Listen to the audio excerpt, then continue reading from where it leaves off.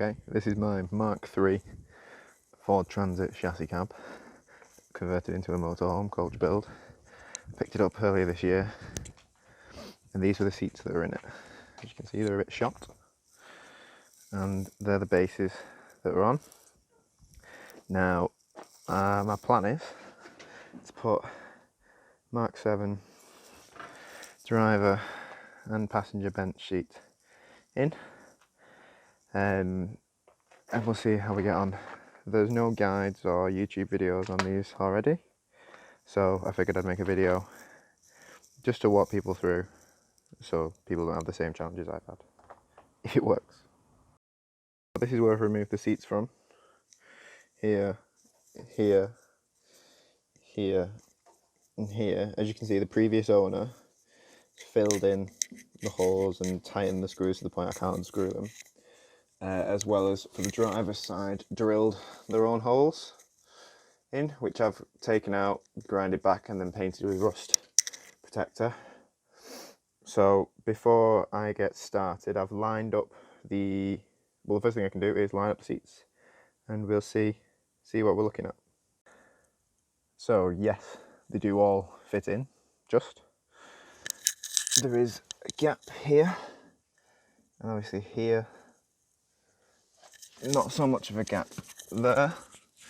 There's a gap for the rear seat belt. You can pretty much see it in the channel. And so for the passenger side, if we go around,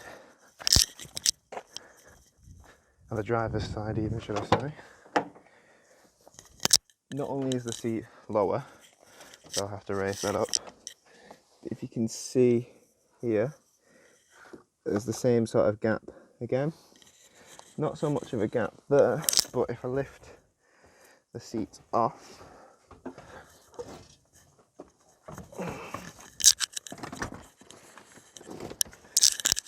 you can see that actually it's very close to the handbrake, which isn't the end of the world, but this centre beam here, sorry for the video, but this centre beam here actually rests on the springs.